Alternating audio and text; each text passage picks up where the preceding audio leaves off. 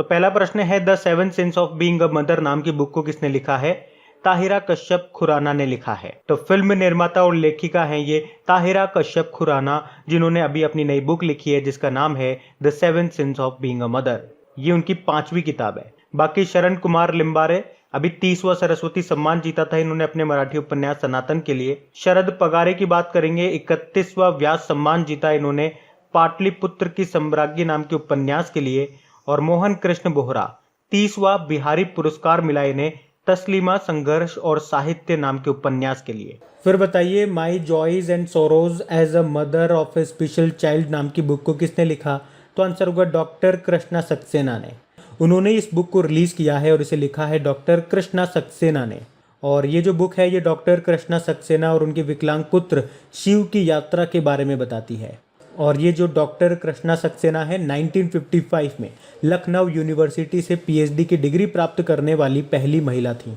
और आपको याद होगा पिछले साल भी इन्होंने एक बुक लिखी थी अ बुके ऑफ फ्लावर नाम से, जिसको लॉन्च किया था हमारे रक्षा मंत्री राजनाथ सिंह ने।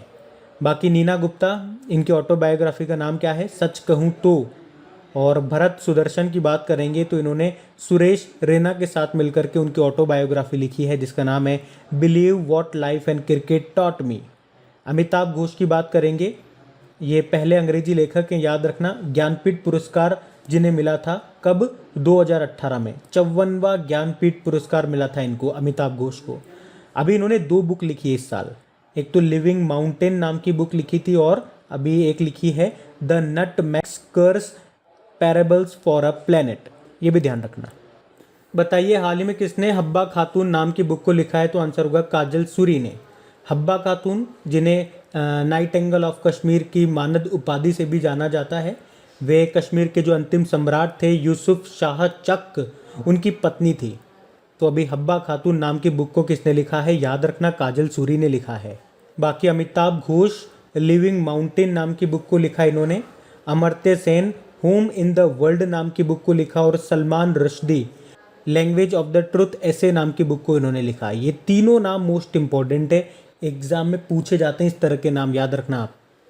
फिर बताइए, अभिनेता विल स्मिथ की आत्मकथा का नाम क्या है जिसे नवंबर 2021 में लॉन्च किया जाना है? तो आंसर होगा विल।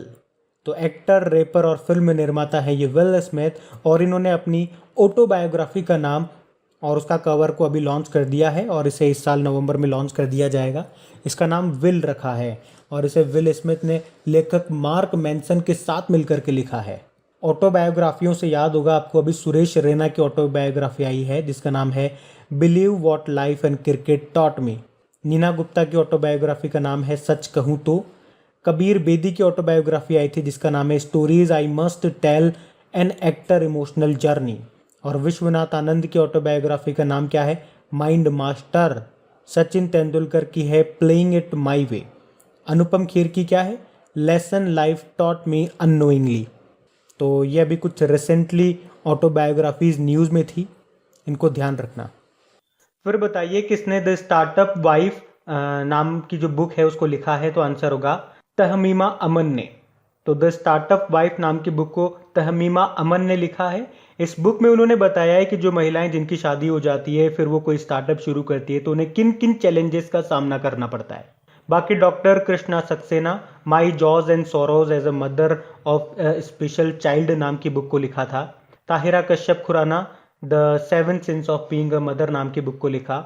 शरण कुमार लिम्बाले, अभी 30वां सरस्वती सम्मान मिला था इनके मराठी उपन्यास सनातन के लिए। अगर शरद पगारे के बारे में आपसे पूछा जाएगा तो याद रखना 31वां व्यास सम्मान मिला था उन्हें उनके उपन्यास पाटलिपुत्र की सम्राज्ञी के लिए। और मोहन कृष्ण बोहरा 30वां बिहारी पुरस्कार जीता था इन्होंने अपने उपन्यास तस्लीमा संघर्ष और साहित्य के लिए। तो ये तीनों नाम मोस्ट इंपॉर्टेंट है, बार बार मैं आपको रिवाइज कराता रहूंगा, सुन सुन के याद हो जाएगा आपको। फिर बताइए, अभी किसने it is a wonderful life नाम की बुक को लिखा है? तो आंसर होगा रस्किन बॉन्ड ने। तो अभी भारतीय ब्रिटिश लेखक हैं रस्किन बॉन्ड, उन्होंने अपनी नई बुक लॉन्च की है जिसका नाम है it is a wonderful life.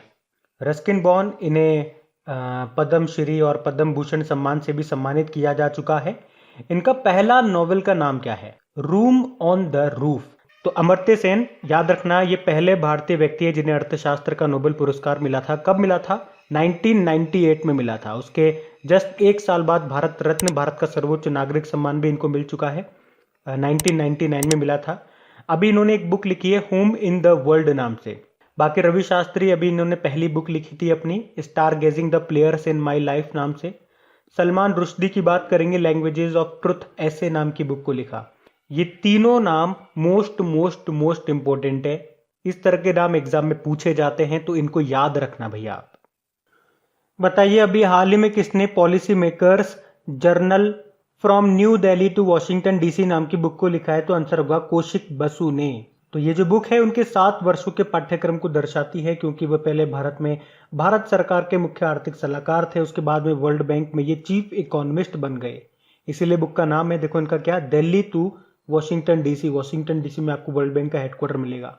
अच्छा, अवतार सिंह भसीन अभी नेहरू तिब्बत और चीन नाम की बुक को लिखा था। जुम्पा लाहिड़ी वेयर अबाउट नाम की बुक को लिखा, और देवेर सिंह भंडारी युवा Bharat the heroes of India नाम की बुक को लिखा। फिर बताइए अभी हाल ही में Kashmiri century portrait of a society in flux नाम की बुक को किसने लिखा है? खेमलता वाखलू ने। खेमलता वाखलू की ये नई बुक है जिसका नाम है Kashmiri century portrait of a society in flux. बाकी Salman Rushdie languages of truth नाम की बुक को लिखा। इंदिरा नूई पेप्सिको की पूर्व सीईओ है ये, my life in full work family and our future नाम की बुक को लिखा। Tahira Kashyap Khurrana the 7 sins of being a mother नाम की बुक को लिखा। फिर बताइए अभी हाल ही में fiercely female the Dutee Chand story नाम की बुक को किसने लिखा है? सुदीप मिश्रा ने। तो पत्रकार हैं ये सुदीप मिश्रा, और इन्होंने ये बुक लिखी है जिसका नाम है फियर्सली फीमेल द द्यूति चंद। और इस बुक में लिंग पहचान विवाद के विस्तृत वर्णन के साथ दूती चंद की यात्रा का वर्णन है, जिसने उन्हें भारतीय खेल में एक प्रतिष्ठित व्यक्ति बना दिया। दूती चंद के बारे में बता दूं, ये भारत की पहली समलैंगिक एथलीट हैं दूती चंद। इन्होंने 2019 में इतिहास रचा था जब वे इटली के नेपल्स में वर्ल्ड यूनिवर्सियाड में 100 मीटर स्पर्धा में गोल्ड जीतने वाली पहली भारतीय बनी थी। उड़ीसा से हैं ये। और आपको याद होगा अभी छत्तीसगढ़ की सरकार ने दूती चंद को ही वीरनी पुरस्कार से सम्मानित किया था। अच्छा, डींग एक्सप्रेस किसको कहते हैं? क्या दूती चंद को कहते हैं क्या? तो आंसर होगा नहीं, हिमा दास को कहते हैं, वो असम से हैं। चलिए एक प्रश्न का जवाब दीजिए, अभी किसने महिलाओं की 10,000 मीटर दौड़ का नया रिकॉर्ड बनाया? याद रखना सिफान हसन आंसर होगा। नीदरलैंड की हैं और मात्र 29 मिनट 6 सेकंड में इन्होंने ये दौड़ पूरी की थी। बाकी नीना गुप्ता सच कहूं तो नाम की ऑटोबायोग्राफी आई है इनकी। काजल सूरी हब्बा खातून नाम की बुक को लिखा। अमिताभ घोष लिविंग माउंटेन नाम की बुक लिखी इन्होंने भी।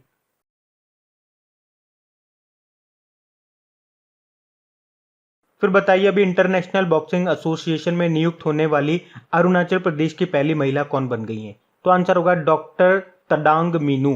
तो अरुणाचल प्रदेश की महिला डॉक्टर तडांग मीनू ये राज्य की तो पहली और देश की दूसरी भारतीय महिला बन गई हैं जिन्हें अंतर्राष्ट्रीय मुक्केबाजी संघ की कोच समिति का सदस्य नियुक्त किया है। तो उन्हें मुक्केबाजी के क्षेत्र में उनके समृद्ध ज्ञान और अनुभव के लिए अब इंटरनेशनल बॉक्सिंग एसोसिएशन के द्वारा नियुक्त किया गया है। बाकी देखो, डॉक्टर शकुंतला थिल्स्टेड विश्व खाद्य पुरस्कार 2021 इन्होंने जीता। डॉक्टर पैट्रिक अमोत WHO के कार्यकारी बोर्ड के ये अभी अध्यक्ष बने, केन्या से हैं, याद रखना ये। बाकी मेघा राजगोपालन भारतीय मूल की पत्रकार हैं, अभी 2021 के लिए पुलित्जर पुरस्कार जीता इन्होंने। इंटरनेशनल बॉक्सिंग एसोसिएशन की बात करेंगे जिसका हेडक्वार्टर आपको मिलेगा लुज़ेन स्विट्जरलैंड में। प्रेसिडेंट इसके कौन है? उमर क्रेमलेव है। फिर बताइए हाल ही में WTA यानी कि वुमेन टेनिस एसोसिएशन खिताब जीतने वाली पहली अरब महिला कौन बन गई है? तो आंसर होगा ओन्स जबेउर। तो अभी ट्यूनीशिया की हैं ये ओन्स जबेउर, और ये WTA खिताब जीतने वाली पहली अरब महिला बन गई हैं। अभी उन्होंने बर्मिंगम में ग्रास कोर्ट इवेंट के फाइनल में रशिया की दारिया कसातकीना को हराया है। अच्छा, बारबरा क्राजिकोवा का नाम याद है क्या आपको? ये कहाँ के प्लेयर है पहले तो ये बताओ? चेक रिपब्लिक की प्लेयर हैं। अभी जो फ्रेंच ओपन 2021 हुआ था उसमें वुमेन सिंगल टाइटल जीता था इन्होंने। और मेन सिंगल टाइटल किसने जीता था? नोवाक जोकोविच ने, जो कि सर्बिया के प्लेयर हैं। इसके अलावा नोवाक जोकोविच ने अभी ऑस्ट्रेलियन ओपन हुआ था उसमें भी मेन सिंगल का टाइटल जीता था। और ऑस्ट्रेलियन ओपन में वुमेन सिंगल टाइटल जीता था नाओमी ओसाका ने, जो कि जापान की प्लेयर हैं। अभी नाओमी ओसाका से आपको याद होगा Laureus world sports women of the year का अवार्ड मिला था इन्हें, जबकि पुरुषों में मिला था राफेल नडाल को, जो कि स्पेन के प्लेयर हैं जिन्हें किंग ऑफ क्ले भी कहा जाता है। बाकी एरिना सबालेंका ये कहाँ की टेनिस प्लेयर हैं? बेलारूस की टेनिस प्लेयर हैं। इनका नाम भी वैसे न्यूज में था। मैड्रिड ओपन जो हुआ था उसमें वुमेन सिंगल टाइटल इन्होंने जीता था। और मैड्रिड ओपन में मेन सिंगल टाइटल किसने जीता था? अलेक्जेंडर ज्वेरेव ने, जो कि जर्मन के टेनिस प्लेयर हैं। फिर बताइए, हाल ही में ओलंपिक में हिस्सा लेने वाले पहले ट्रांस एथलीट वेटलिफ्टर कौन बन गए हैं? तो आंसर होगा लॉरेल हबर्ड। याद रखना, ये एक ट्रांसजेंडर हैं और अब ये ओलंपिक में वेटलिफ्टिंग में पार्टिसिपेट करने वाले पहले ट्रांसजेंडर बन गए हैं। वुमेन कैटेगरी में खेलेंगे ये। कहाँ से हैं? न्यूजीलैंड से हैं। और इस तरह से ये ओलंपिक में चौथी सबसे उम्र दराज वेटलिफ्टर भी बन जाएंगी, क्योंकि वुमेन कैटेगरी में खेलेंगे ना ये, इसलिए। कुछ और ट्रांसजेंडर अभी न्यूज में थे, जैसे कि तशरुआ आनंद शिशिर, ये बांग्लादेश की पहली ट्रांसजेंडर न्यूज एंकर बनी थी। जोया खान भारत में कॉमन सर्विस सेंटर की पहली ट्रांसजेंडर ऑपरेटर बनी थी। ये 2020 की बात है। देखो, ओलंपिक की बात करेंगे तो वैसे तो डेली करंट अफेयर्स वाले में कई बार मैंने आपको रिपीट कराए हैं कुछ क्वेश्चंस, जिसमें सबसे इंपॉर्टेंट तो आप याद रख लो। एक तो इंटरनेशनल ओलंपिक कमेटी का हेडक्वार्टर कहाँ पर है? लुज़ेन, स्विट्जरलैंड में। इसके अध्यक्ष थॉमस बक हैं। टोक्यो ओलंपिक के शुभंकर क्या है? मिराइतोवा और सोमाइती। ये जो सोमाइती है ये पैरालंपिक का शुभंकर है, मैस्कट है। और पैरालंपिक से आपको याद आता होगा एक नाम, अरुणा तंवर का नाम, क्योंकि टोक्यो पैरालंपिक में क्वालिफाई करने वाली पहली भारतीय ताइक्वांडो ये बनी है। अच्छा, एक नाम और याद रखना, कर्णम मलेश्वरी का। ये वेटलिफ्टर है और ये पहली भारतीय महिला है जिन्होंने ओलंपिक में पदक जीता था। वैसे आपसे पूछा जाए ओलंपिक में किस भारतीय ने पहला गोल्ड जीता था, तो अभिनव बिंद्रा ने। 2008 की बात है, बीजिंग ओलंपिक की। तो ये पॉइंट्स ध्यान रखना आप लोग। बढ़ते हैं आगे। फिर बताइए, अभी हाल ही में इंडियन एयरफोर्स में जम्मू कश्मीर की पहली महिला फाइटर पायलट कौन बन गई हैं? तो आंसर होगा माव्या सूदन। माव्या सूदन, इनकी उम्र है 23 साल की और ये जम्मू कश्मीर की पहली महिला फाइटर पायलट बन गई हैं। अच्छा, अगर आपसे पूछा जाए इंडिया की पहली महिला फाइटर पायलट का नाम क्या है? भावना कांत है। ये बिहार से हैं, 2016 में बनी थी ये। बाकी पूजा देवी जम्मू कश्मीर की पहली महिला बस ड्राइवर बनी थी। और जम्मू कश्मीर के आयशा अजीज अभी सबसे कम उम्र में पायलट बनने वाली देश की पहली महिला बनी थी ये। अच्छा, एयरफोर्स की बात है तो हमारे एयर चीफ मार्शल कौन है? राकेश कुमार सिंह भदौरिया हैं। और पहले एयर चीफ मार्शल कौन थे? सर डब्ल्यू एम्सहर्ट। और इंडियन एयरफोर्स डे कब मनाते हैं? 8 अक्टूबर को।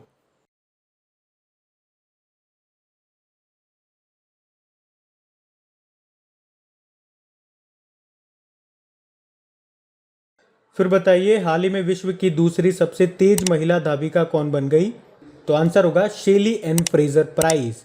तो जमैका की धाविका हैं ये शेली एन फ्रेजर प्राइस, जो कि 100 मीटर विश्व रिकॉर्ड धारक फ्लोरेंस ग्रिफिथ जॉयनर के बाद अब तक की दूसरी सबसे तेज महिला बन गई है। उन्होंने 100 मीटर दूरी को तय करने में 10.63 सेकंड का समय लिया है। जबकि विश्व की जो सबसे तेज महिला धाविका हैं यानी कि फ्लोरेंस ग्रिफिथ जॉयनर, उन्होंने 10.49 सेकंड में 100 मीटर की दूरी तय की थी। वो अमेरिका से थी। बाकी सिफान हसन का नाम याद होगा, ये नीदरलैंड की मात्र 28 साल की धाविका हैं, जिन्होंने अभी महिलाओं की 10,000 मीटर यानी कि 10 किलोमीटर की दौड़ में वर्ल्ड रिकॉर्ड बनाया था। उन्होंने मात्र 29 मिनट 6 सेकंड में ये दौड़ पूरी करके वर्ल्ड रिकॉर्ड बनाया था। दूती चंद आप जानते हैं, ये उड़ीसा की धाविका हैं और छत्तीसगढ़ सरकार ने इन्हीं को वीरनी पुरस्कार से सम्मानित किया था। एक हिमा दास भी हैं, वो असम की हैं। डींग एक्सप्रेस किसको कहा जाता है? हिमा दास को ही कहा जाता है। फिर बताइए, अभी हाल ही में उत्तर प्रदेश सरकार ने नोएडा में एक शूटिंग रेंज का नाम किसके नाम पर रखने की घोषणा की है? तो आंसर होगा चंद्रू तोमर। चंद्रू तोमर, इन्हीं को आप शूटर दादी के नाम से जानते हो। और अभी उत्तर प्रदेश सरकार ने नोएडा में जो एक शूटिंग रेंज है उसका नाम इन्हीं के नाम पर रखने की घोषणा की है। वैसे आपको याद होगा, अभी अप्रैल की बात है, कोविड-19 के कारण इनका निधन हो गया था। शूटर दादी इनको कहा जाता है। इन्होंने 60 साल की उम्र में प्रोफेशनल शूटिंग स्टार्ट की थी और कई राष्ट्रीय प्रतियोगिताओं में पदक भी जीते थे। और उन्हें दुनिया की सबसे उम्र दराज निशानेबाज भी माना जाता है। एक मूवी भी बनी है इनके ऊपर जिसका नाम है सांड की आंख, जिसके डायरेक्टर का नाम याद होना चाहिए आपको, तुषार हीरानंदानी है।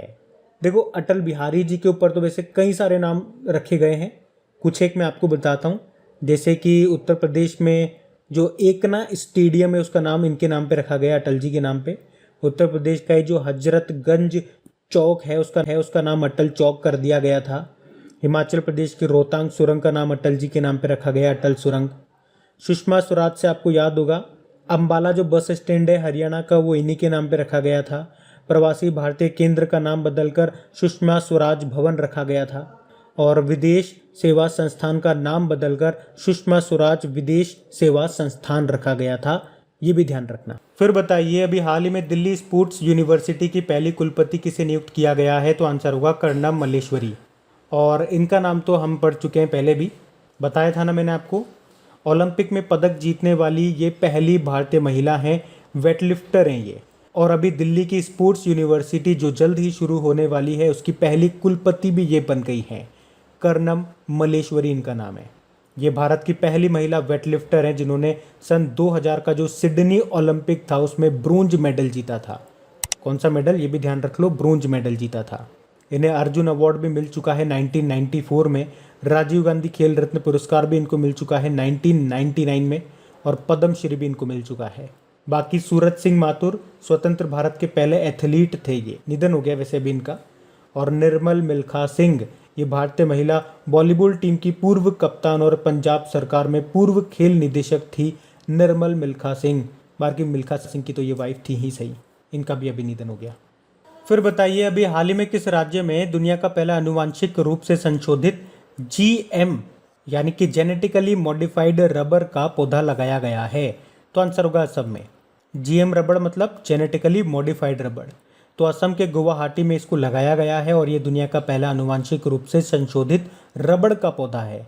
लेकिन याद रखना, इस पौधे को बनाया कहाँ पे गया था? केरल में, क्योंकि केरल के कोट्टायम में आपको मिलेगा रबड़ अनुसंधान केंद्र। तो इसका निर्माण तो केरल में हुआ, लेकिन इसे लगाया कहाँ पे गया? असम में लगाया गया। और याद रखना, ये दूसरी GM फसल है। पहली कौन सी थी? BT cotton. BT मतलब क्या होता है? बैसिलस थुरिंगिनेसिस। और जेनेटिकली मॉडिफाइड फसल का क्या मतलब हो गया कि उसके अनुवांशिक पदार्थ यानी कि जो DNA होते हैं उसमें बदलाव कर देना। इससे फसलों के उत्पादन में बढ़ोतरी होती है और आवश्यक तत्वों की जो मात्रा है वो भी बढ़ जाती है। असम की कैपिटल क्या है? दिसपुर है। मुख्यमंत्री नए हैं, क्या नाम है? हेमंत बिस्वा शर्मा।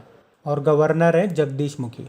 चलो बताओ, असम की पहली महिला वित्त मंत्री का नाम क्या है? और अगर इसका आंसर आप कर देते हो कमेंट बॉक्स में, तो फिर आप बताओ अभी USA की पहली महिला वित्त मंत्री फिनेंस मिनिस्टर कौन बनी थी? फिर बताइए, बड़ा इंपॉर्टेंट प्रश्न आ गया भैया, किस राज्य में देश का 52वां टाइगर रिजर्व बनाया गया? तो आंसर होगा राजस्थान में। अच्छा, आपको याद होगा और हमने पढ़ा भी था कि 1972 में वन्य जीव संरक्षण अधिनियम आया और इसी के द्वारा 1973 में टाइगर प्रोजेक्ट स्टार्ट हुआ। और इसी टाइगर प्रोजेक्ट के द्वारा देश का पहला टाइगर रिजर्व कौन सा था? जिम कॉर्बेट टाइगर रिजर्व, जो कि है उत्तराखंड में। और याद रखना, यही भारत का पहला नेशनल पार्क भी है, जिसे पहले हेली नेशनल पार्क के नाम से जाना जाता था। अच्छा, अभी तो देश का 52वां टाइगर रिजर्व बन गया। अगर आपसे पूछा जाए एग्जाम में कि भारत का 51वां टाइगर रिजर्व कौन सा है, तो क्या आंसर करोगे आप? श्री विल्लपुथुर मेघामलाई, जो आपको मिलेगा तमिलनाडु में। और अब 52वां बना है राजस्थान में। देखो, अभी तक राजस्थान में 3 टाइगर रिजर्व थे। कौन कौन सा? सरिस्का टाइगर रिजर्व, जो कि है अलवर में। एक रणथंबोर टाइगर रिजर्व, जो आपको मिलेगा सवाई माधोपुर में। और तीसरा कौन सा है? मुकुंदरा हिल्स टाइगर रिजर्व है। अब देखो हुआ क्या, रणथंबोर टाइगर रिजर्व और मुकुंदरा टाइगर रिजर्व के बीच में पड़ता है रामगढ़ विषधारी अभ्यारण्य, जो कि बूंदी में है। तो अभी इसी रामगढ़ विषधारी अभ्यारण्य को राजस्थान का चौथा और भारत का 52वां टाइगर रिजर्व बनाया गया है। तो ये आपको ध्यान रखना है। चलो, एक प्रश्न मैं आपसे पूछता हूँ। अभी 2018 की बाघ जनगणना के अनुसार बात कर रहे हैं, तो बताइए सर्वाधिक टाइगर कहाँ पर है? तो मध्य प्रदेश में है। कितने हैं? 526 हैं। उसके बाद कर्नाटक का नंबर आता है, वहाँ पे 524 है। वैसे टाइगर मैन ऑफ इंडिया के नाम से किसे जाना जाता है? तो कैलाश सांखला को कहा जाता है टाइगर मैन ऑफ इंडिया। ये जोधपुर के ही है। और अंतर्राष्ट्रीय बाघ दिवस टाइगर डे कब मनाते हैं? 29 जुलाई को मनाते हैं, ये भी ध्यान रखना। राजस्थान की कैपिटल क्या है? जयपुर, पिंक सिटी उसको बोलते हैं। मुख्यमंत्री अशोक गहलोत हैं। कलराज मिश्र यहाँ के गवर्नर हैं और इंद्रजीत मोहंती यहाँ के चीफ जस्टिस हैं। फिर बताइए, अभी हाल ही में किस राज्य ने अपनी तरह का पहला पशु कल्याण वॉर रूम शुरू किया है? तो आंसर होगा कर्नाटक ने। तो अभी कर्नाटक सरकार ने बेंगलुरु में अपनी तरह का पहला पशु कल्याण वॉर रूम शुरू किया है और इसका उद्देश्य क्या है? पशुओं के स्वास्थ्य को बेहतर करना और साथ ही उत्पादकता को बढ़ाना। अच्छा, एक प्रश्न का जवाब तो दीजिए कि कौन सा राज्य भारत का पहला सरकार संचालित पशु एम्बुलेंस नेटवर्क शुरू करेगा? तो आंसर होगा आंध्र प्रदेश। और देश का पहला खिलौना क्लस्टर ये कहाँ पे बनेगा? ये कर्नाटक में ही बनेगा। चलो फिर आप ही बताओ, कहाँ पे पूर्वोत्तर भारत का पहला गाय अस्पताल खुला है? असम के डिब्रूगढ़ में खुला है। उसके अलावा के.एम. थिमैया संग्रहालय का भी उद्घाटन किया गया था कर्नाटक में ही। और कर्नाटक में एक कोलार नाम की खान है, वो किसके लिए प्रसिद्ध है? सोने के लिए प्रसिद्ध है। कर्नाटक की कैपिटल बेंगलुरु है और यहाँ के मुख्यमंत्री बी.एस. येदियुरप्पा। फिर बताइए, अभी हाल ही में कौन सा देश अंतरराष्ट्रीय सौर गठबंधन फ्रेमवर्क समझौते यानी कि international solar alliance framework agreement की पुष्टि करने वाला पहला देश बन गया है? तो आंसर होगा डेनमार्क। आपको याद होगा 2015 में कॉन्फ्रेंस ऑफ पार्टीज 21 में पेरिस समझौता हुआ था और इसी पेरिस समझौते में भारत और फ्रांस ने मिलकर के अंतरराष्ट्रीय सौर गठबंधन की स्थापना की थी और स्थापना के समय कर्क रेखा और मकर रेखा के बीच के देशों को इसमें शामिल किया गया था, लेकिन अब इसमें किसी भी देश को शामिल किया जा सकेगा। ये फ्रेमवर्क साइन हो चुका है। एक्चुअल में 8 जनवरी 2021 को ही international solar alliance framework agreement में संशोधन लागू हुआ था और उसके बाद अब डेनमार्क पहला देश बन गया है इसकी पुष्टि करने वाला, इसे रेक्टिफाई करने वाला।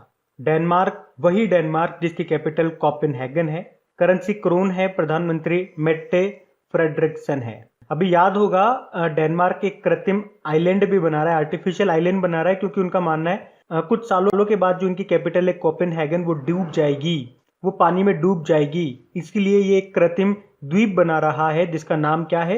लिटेन होम। 2070 तक बनके तैयार होगा ये। अच्छा चलिए बताइए, दुनिया का सबसे बड़ा सोलर ट्री ये कहाँ पे स्थापित किया गया है? तो याद रखना पश्चिम बंगाल में, पश्चिम बंगाल के दुर्गापुरा में। बाकी इंटरनेशनल सोलर अलायंस का हेडक्वार्टर कहाँ पर है? गुरुग्राम हरियाणा में। और ये पहला अंतरराष्ट्रीय संगठन है जिसका हेडक्वार्टर आपको इंडिया में मिलेगा। इसके पहले महानिदेशक का नाम पता होना चाहिए जो भी बने थे, क्या नाम है? अजय माथुर है। फिर बताइए, भारत के पहले स्वदेशी विमान वाहक पोत IAC-1 का क्या नाम है? तो आंसर होगा INS विक्रांत। एक्चुअली में भी भारत के जो रक्षा मंत्री हैं राजनाथ सिंह, उन्होंने आत्मनिर्भर भारत अभियान के हिस्से के रूप में निर्मित स्वदेशी विमान वाहक INS विक्रांत पर चल रहे कार्य की समीक्षा की थी। साथ में उन्होंने ये भी कहा था कि इसे 2022 में कमीशन किया जा सकता है। देखो, वैसे मैं आपकी नॉलेज के लिए बता दूं कि भारत के पास अभी केवल एक ही विमान वाहक पोत है और उसे भी हमने रशिया से लिया था 2014 में और उसका नाम है INS विक्रमादित्य। और ये जो अब हम बना रहे हैं हमारा स्वदेशी विमान वाहक, इसका जो नाम है ये नौसेना के सेवा मुक्त प्रथम वाहक के नाम पर विक्रांत रखा गया है। वो जो INS विक्रांत था वो हमने ब्रिटेन से लिया था 1957 में, जिसने 1971 में भारत पाकिस्तान युद्ध में पाकिस्तान के छक्के छुड़ा दिए थे, लेकिन फिर उसे 1997 में रिटायर कर दिया गया और फिर आपको याद होगा उसे मुंबई गेटवे ऑफ इंडिया के पास में तैरते हुए संग्रहालय के रूप में बदल दिया गया है और उसका भी नाम क्या रख दिया गया? IMS विक्रांत, मतलब इंडियन म्यूजियम शिप। और अब फिर से INS विक्रांत आ रहा है, तो ध्यान रखना ये हमारा जो स्वदेशी विमान वाहक पोत होगा इसका नाम रखा है हमने INS विक्रांत। बाकी INS राजपूत भारत का पहला विध्वंसक जहाज डिस्ट्रॉयर था ये, अभी इसे डीकमीशन सेवा मुक्त कर दिया गया। और INS सह्याद्री, याद होगा अभी INS सह्याद्री को फ्लीट अवार्ड फंक्शन 2021 में बेस्ट शिप का अवार्ड मिला था। वैसे हमारे नेवल चीफ कौन है? करमबीर सिंह है। और भारतीय नौसैनिक दिवस कब मनाते हैं हम? 4 दिसंबर को। बढ़ते आगे।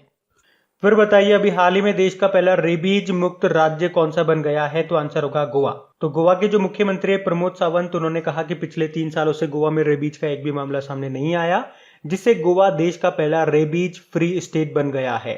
सेंट्रल गवर्नमेंट का एक प्रोग्राम भी है मिशन रेबीज, जिसने बहुत इंपॉर्टेंट रोल प्ले किया है गोवा को रेबीज मुक्त बनाने में। गोवा की कैपिटल क्या है? पणजी है।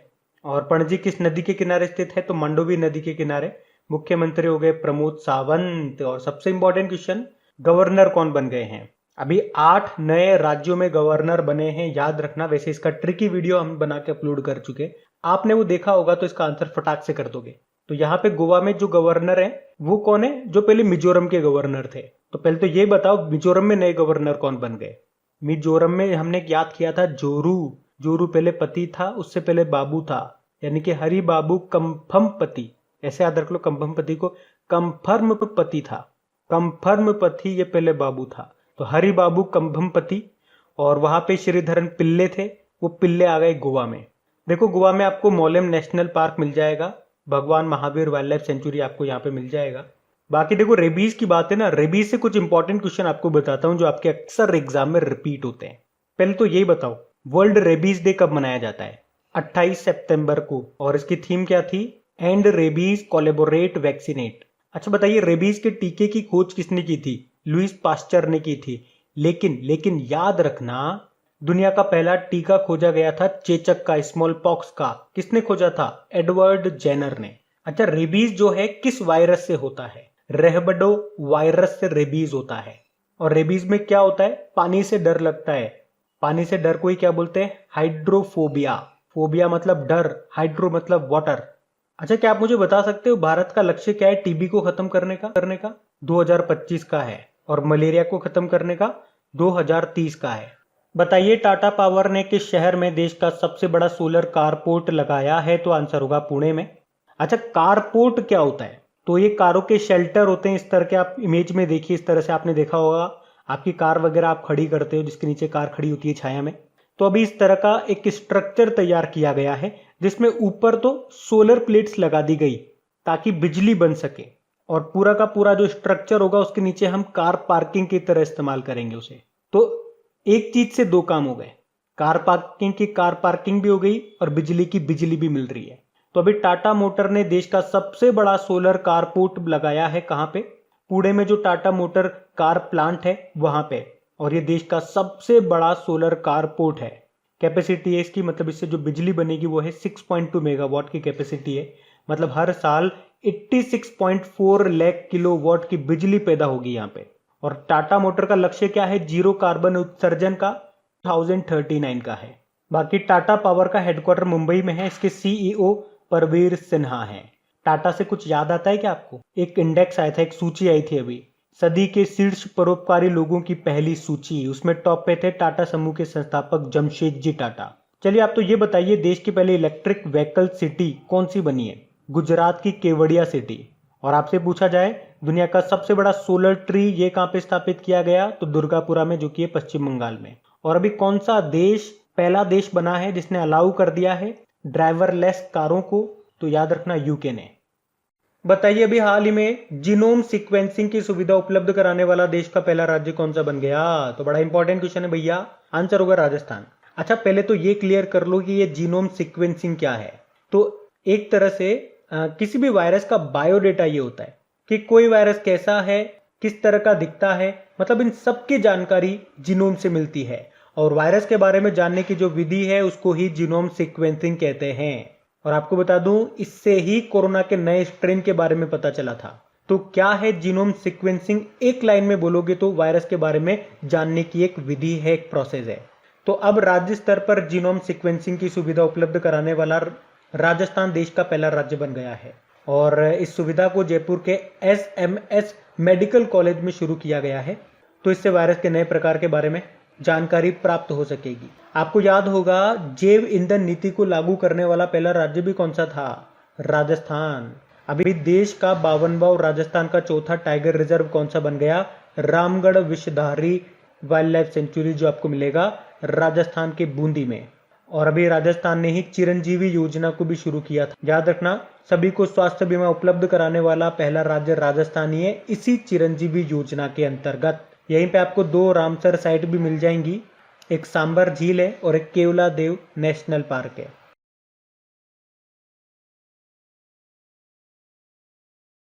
फिर बताइए, हाल ही में विश्व निवेश रिपोर्ट 2021 के अनुसार एफडीआई प्रवाह में सबसे बड़ा प्राप्तकर्ता देश कौन सा है? तो आंसर होगा यूएसए, यानी कि वर्ल्ड इन्वेस्टमेंट रिपोर्ट की बात हो रही है। अच्छा देखो, इस विश्व निवेश रिपोर्ट को जारी कौन करता है? ये प्रश्न एग्जाम में पूछा जा चुका है। तो याद रखना, अंकटाड, यानी कि United nation conference on trade and development, जिसका हेडक्वार्टर आपको मिलेगा जेनेवा स्विट्जरलैंड में। इससे रिलेटेड एक आपने करंट अफेयर्स में प्रश्न भी पढ़ा था कि अंकटाड की पहली महिला अध्यक्ष कौन बन गई हैं? तो आंसर क्या होगा? रेबेका ग्रिन्सपैन। तो ये रिपोर्ट ये बताती है कि किस देश में सबसे ज़्यादा इन्वेस्टमेंट आ रहा है, एफडीआई आ रहा है, फॉरेन डायरेक्ट इन्वेस्टमेंट।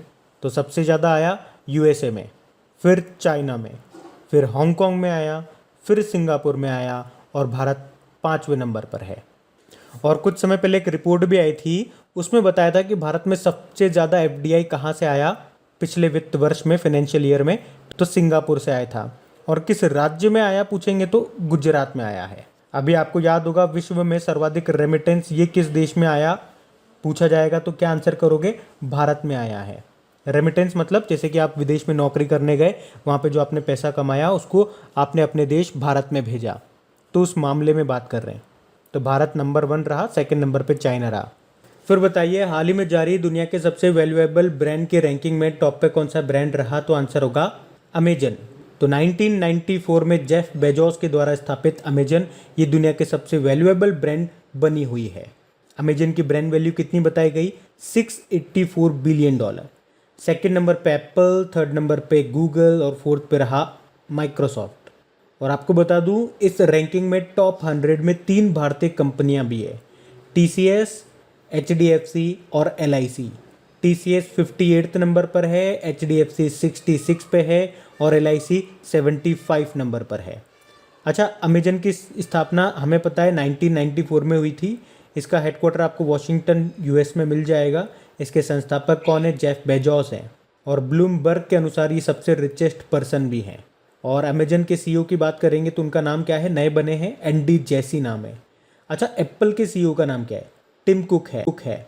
और गूगल के CEO कौन है, सुंदर पिचाई है।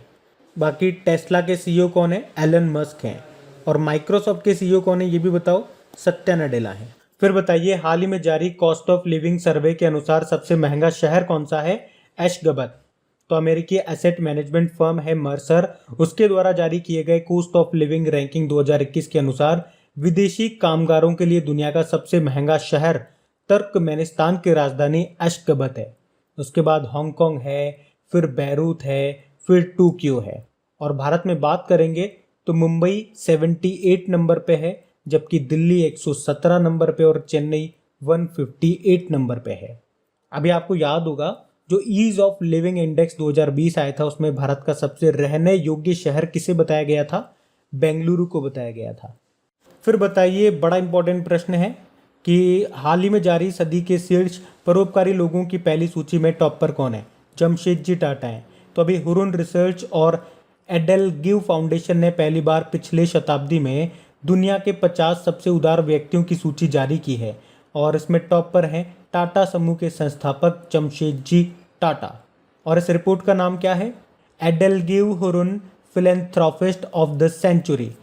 तो इस रिपोर्ट के अनुसार जमशेदजी टाटा के द्वारा किए गए कुल दान का अनुमान कितना है, $102.4 बिलियन का इन्होंने दान किया है, देख लीजिए अब आप। जबकि विप्रो के जो पूर्व अध्यक्ष हैं अजीम प्रेमजी वो 12वें स्थान पर हैं और इस सूची में शामिल होने वाले वो दूसरे भारतीय हैं। तो पहले नंबर पे जमशेदजी टाटा हैं, दूसरे नंबर पे Bill Gates and Melinda Gates हैं 74.6 बिलियन के दान के साथ। तीसरे नंबर पे हेनरी वेलकम है।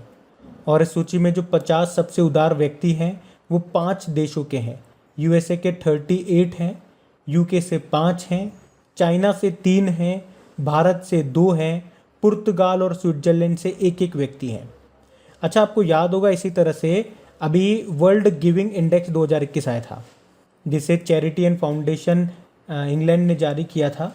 उसमें भारत 14th नंबर पे था, टॉप पे इंडोनेशिया था, तो वो भी याद रखना। फिर बताइए हाल ही में जारी रॉयटर्स डिजिटल न्यूज़ रिपोर्ट 2021 के अनुसार समाचार में विश्वास की श्रेणी में भारत किस स्थान पर है, तो आंसर होगा 31वें स्थान पे। तो रॉयटर्स डिजिटल न्यूज़ रिपोर्ट 2021 का ये 10वां संस्करण है और इस रिपोर्ट को Reuters institute for study of journalism जारी करता है।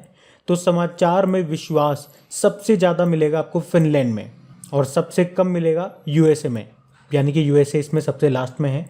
भारत इस रैंकिंग में 31वें स्थान पर है 46 देशों में से।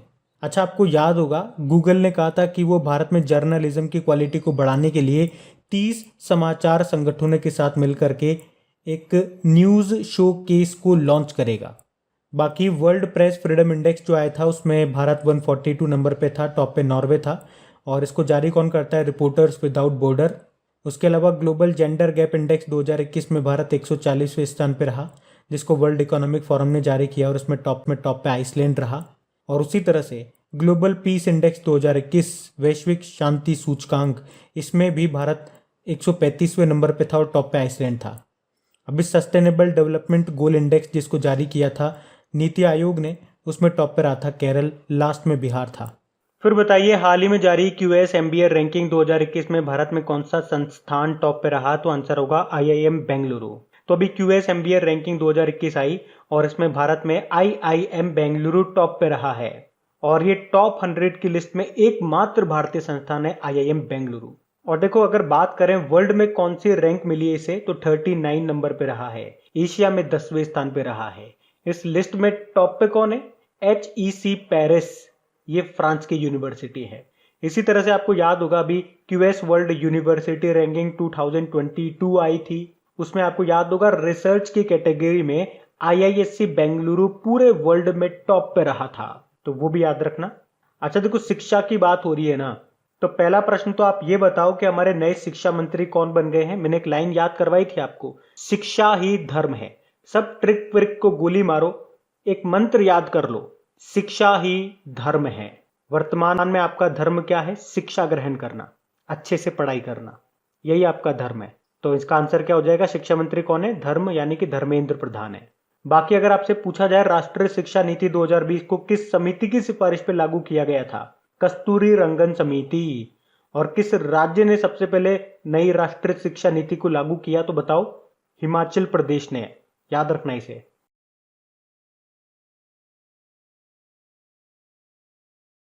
बताइए, अभी हाल ही में केंद्र सरकार ने अटॉर्नी जनरल का कार्यकाल 1 साल के लिए बढ़ा दिया गया है। उनका नाम क्या है?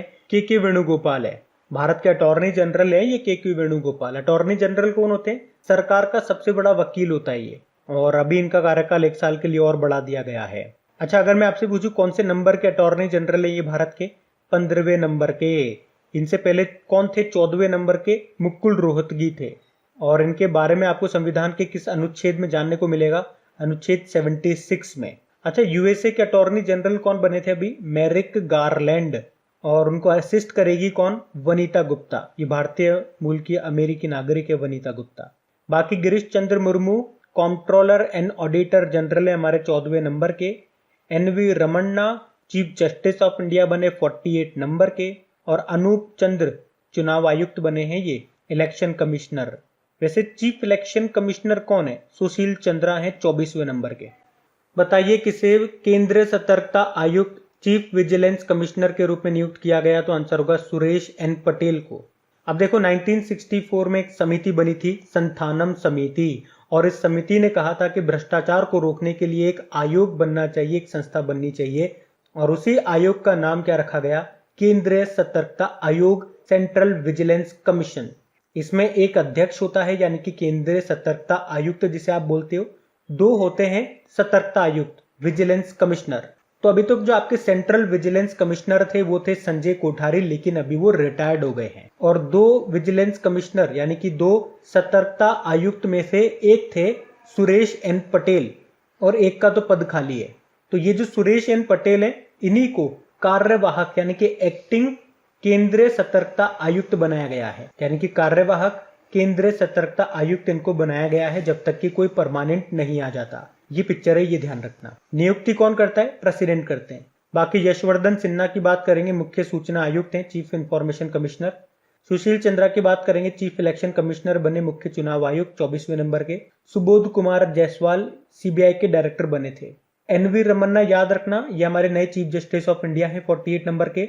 बाकी के वेणुगोपाल हमने देखे अटॉर्नी जनरल है, और याद रखना इनके नाम भी। फिर बताइए, हाल ही में राष्ट्रीय डेयरी विकास बोर्ड के नए चेयरमैन कौन बन गए? तो आंसर होगा मिनेश शाह। तो नेशनल डेयरी डेवलपमेंट बोर्ड के नए अध्यक्ष बने हैं ये मिनेश शाह, और इन्होंने किनकी जगह ली है? वर्षा जोशी की जगह ली है। तो एक्चुअली में मिनेश शाह को एडिशनल चार्जेस मिला है, अतिरिक्त प्रभार मिला है, 6 महीने के लिए बने रहेंगे ये चेयरमैन। बाकी उज्ज्वला सिंघानिया, ये फिक्की लेडीज ऑर्गेनाइजेशन की प्रेसिडेंट बनी है 38 नंबर की। अरुण कुमार मिश्रा राष्ट्रीय मानवाधिकार आयोग के अध्यक्ष, नेशनल ह्यूमन राइट कमीशन। और रंजीत सिंह डिसाले 2020 में ग्लोबल टीचर पीस प्राइज जीतने वाले पहले भारतीय थे ये। अभी विश्व बैंक के शिक्षा सलाहकार भी ये बन गए हैं। फिर बताइए अभी सीबीआई के विशेष निदेशक के रूप में किसे नियुक्त किया गया, तो आंसर होगा प्रवीण सिन्हा को। मतलब सीबीआई के स्पेशल डायरेक्टर ये बने हैं। वैसे डायरेक्टर के बारे में तो आप जानते ही हो, सीबीआई में डायरेक्टर जो होता है वो सबसे बड़ा पद होता है। सीबीआई में डायरेक्टर के बाद जो सबसे बड़ा पद होता है वो है स्पेशल डायरेक्टर का, वो अब बन गए प्रवीण सिन्हा। वैसे डायरेक्टर भी अभी बने थे, कौन? सुबोध कुमार जायसवाल। बाकी एम ए गणपति ये नेशनल सिक्योरिटी गार्ड के डायरेक्टर जनरल बने, और Vikas Singh supreme court bar association के नए अध्यक्ष बने। सीबीआई मतलब सेंट्रल ब्यूरो ऑफ इन्वेस्टिगेशन, जिसकी स्थापना होती है 1963 में। और अगर आपसे पूछा जाए इसके पहले डायरेक्टर का नाम क्या है, तो डीपी कोहली। और याद रखना ये पहले तो गृह मंत्रालय के अधीन आता था, वर्तमान में ये कार्मिक और लोक शिकायत मंत्रालय के अंदर आता है, department of personal and training. बढ़ते आगे।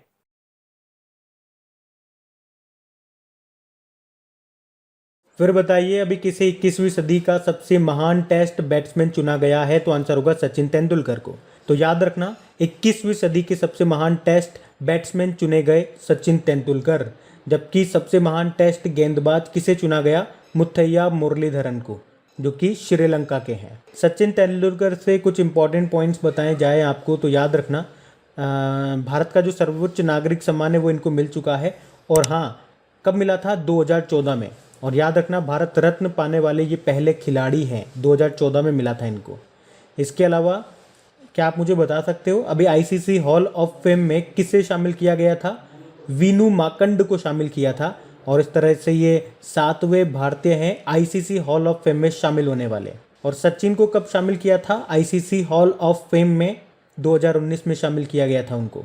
बाकी आपको ये भी बता दूं कि राजीव गांधी खेल रत्न पाने वाले ये पहले भारतीय क्रिकेटर भी हैं सचिन तेंदुलकर। और पहला राजीव गांधी खेल रत्न पुरस्कार किसको मिला था वो तो आप जानते ही हो, चेस प्लेयर हैं वो, हमारे पहले ग्रैंड मास्टर विश्वनाथ आनंद।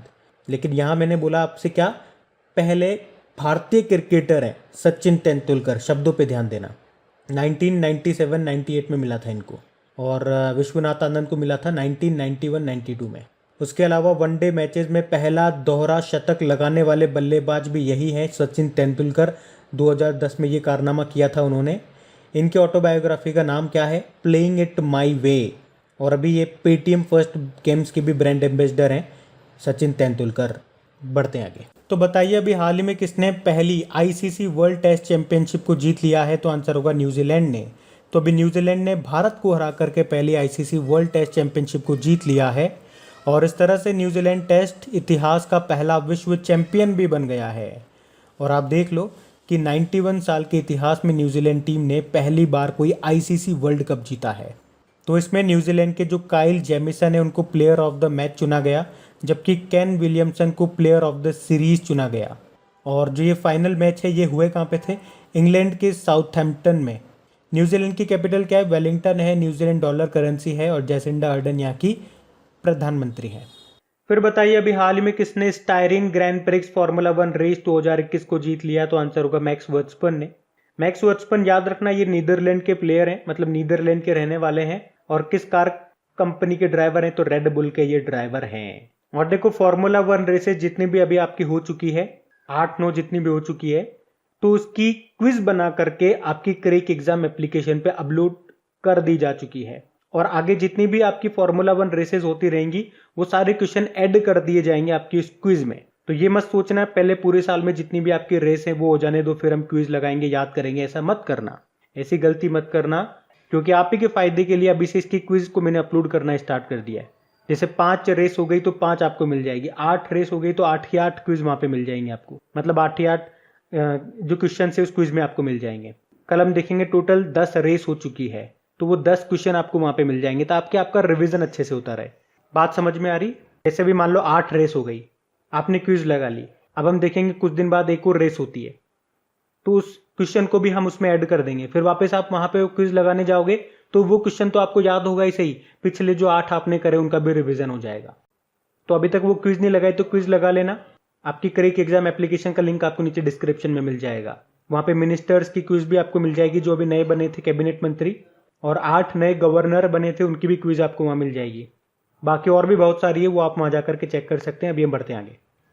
फिर बताइए सुदीरमन कप फाइनल 2021 का आयोजन कहाँ पे किया जाएगा? तो आंसर होगा फिनलैंड में। अच्छा देखो, पहला तो प्रश्न यहाँ से सीधा साधा यही बन जाता है कि ये जो सुदीरमन कप है इसका संबंध किस खेल से है? तो आंसर होगा बैडमिंटन से।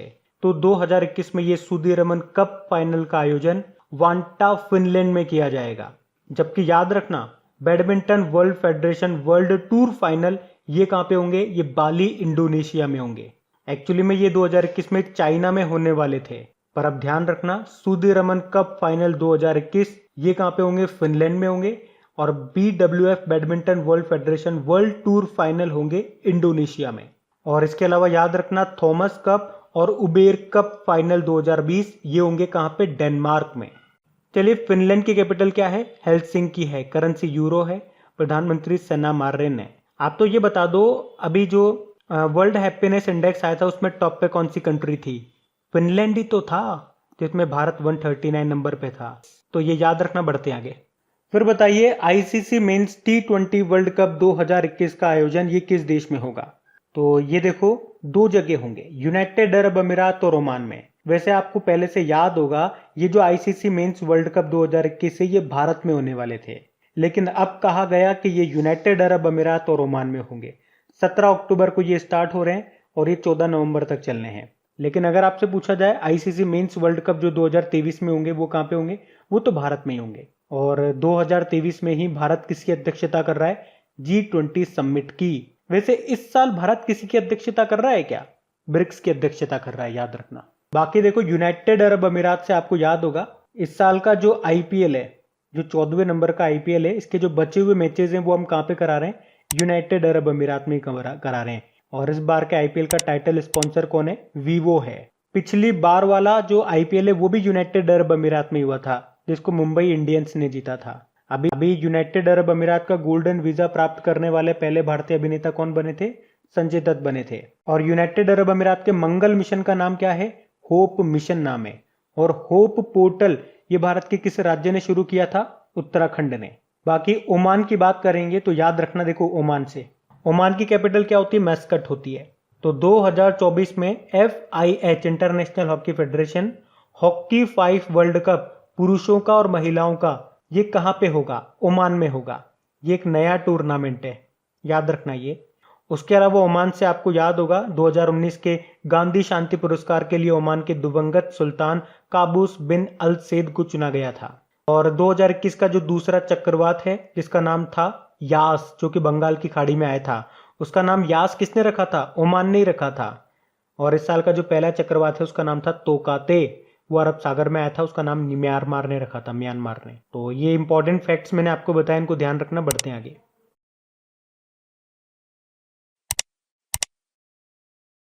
फिर बताइए हाल ही में किसे WWF इंडिया की forest front line heroes ambassador के रूप में चुना गया? तो आंसर होगा उपासना कामिनेनी को। तो अभी WWF इंडिया ने अस्पतालों और वन्य जीव संरक्षण क्षेत्र में फ्रंट लाइन कार्यकर्ताओं के प्रयासों की सराहना करने के उद्देश्य से अपोलो हॉस्पिटल की जो निदेशक हैं उपासना कामिनेनी, उनको फॉरेस्ट फ्रंट लाइन हीरोज के एम्बेसडर के रूप में शामिल किया है। और उनका फोकस देश भर के कई राज्यों पर होगा जो अधिकांश इको क्षेत्रों को कवर करते हैं। अच्छा, आपको याद होगा पिछले साल की बात है शायद ये, कि WWF इंडिया के ब्रांड एम्बेसडर कौन बने थे? हमारे पहले ग्रैंड मास्टर विश्वनाथ आनंद बने थे। WWF यानी कि वर्ल्ड वाइड फंड। बाकी कृति करंत वाइल्ड इनोवेटर अवार्ड जीतने वाली पहली भारतीय महिला हैं ये। मार्था कूम केन्या की पहली महिला चीफ जस्टिस बनी है। और अब्दुल्ला शाहिद वैसे तो मालदीव के विदेश मंत्री हैं ये, लेकिन अभी यूनाइटेड नेशन जनरल असेंबली के 76th सेशन के अध्यक्ष बने थे ये। फिर बताइए आर्मेनिया के प्रधानमंत्री के रूप में किसे नियुक्त किया गया? तो आंसर होगा निकोल पाशिन्यान को। तो निकोल पाशिन्यान की पार्टी का नाम है सिविल कॉन्ट्रैक्ट पार्टी, और अभी ये आर्मेनिया के नए प्रधानमंत्री बन गए हैं। आर्मेनिया जिसकी कैपिटल येरेवन है और इसकी करेंसी है आर्मेनियाई दरम। बाकी इब्राहिम रईस ईरान के नए प्रेसिडेंट बने। इसाक हरजोग इजराइल के नए प्रेसिडेंट बने, और इजराइल के नए प्रधानमंत्री का नाम क्या है? Naftali Bennett. और बशर अल बशद सीरिया के नए प्रेसिडेंट बने। फिर बताइए अभी हाल ही में ऑस्ट्रेलिया में जज नियुक्त होने वाले पहले भारतीय कौन बन गए? तो आंसर होगा प्रदीप सिंह टिवाना। प्रदीप सिंह टिवाना जो कि मूल रूप से जालंधर पंजाब से बिलोंग करते हैं और अभी इन्हें ऑस्ट्रेलिया के विक्टोरिया में कंट्री कोर्ट का जज नियुक्त किया गया है और इस पद पर पहुंचने वाले ये पहले भारतीय बन गए हैं। बाकी महमूद जमाल का नाम याद है क्या? अभी भारतीय मूल के महमूद जमाल को कनाडा के सुप्रीम कोर्ट में जज नियुक्त किया गया था और इस तरह से वे देश के शीर्ष अदालत में नामित होने वाले पहले अश्वेत व्यक्ति बने थे। करीम खान ये ब्रिटिश वकील हैं, करीम खान, और ये अब इंटरनेशनल क्रिमिनल कोर्ट में नए मुख्य अभियोजक प्रोसिक्यूटर बने थे। बाकी कृति करंत वाइल्ड इनोवेटर अवार्ड जीतने वाली पहली भारतीय महिला बनी है। अच्छा बताइए हमारे वर्तमान में चीफ जस्टिस ऑफ इंडिया कौन है? एन.वी. रमन्ना है। कौन से नंबर के हैं? 48 नंबर के हैं। और अगर आपसे पूछें सुप्रीम कोर्ट के पहले चीफ जस्टिस का नाम क्या है? हीरालाल जे कानिया नाम है। क्या सुप्रीम कोर्ट में कोई महिला चीफ जस्टिस रही हैं? तो आंसर होगा नहीं। लेकिन पहली महिला जज का नाम जरूर पूछा जा सकता है, उनका नाम है फातिमा बीवी। अच्छा, अगर आपसे पूछे कि भारत में हाई कोर्ट में पहली महिला जज कौन थी? अन्ना चांडी थी, केरल हाई कोर्ट में थी ये। और उसी तरह से हाई कोर्ट में पहली महिला चीफ जस्टिस कौन रही थी? लीला सेठ रही थी। कहाँ पे? हिमाचल प्रदेश हाई कोर्ट में। वर्तमान में आपको पता है तेलंगाना हाई कोर्ट में पहली महिला चीफ जस्टिस बनी है, क्या नाम है उनका? हिमा कौली नाम है, तो ये भी ध्यान रखना।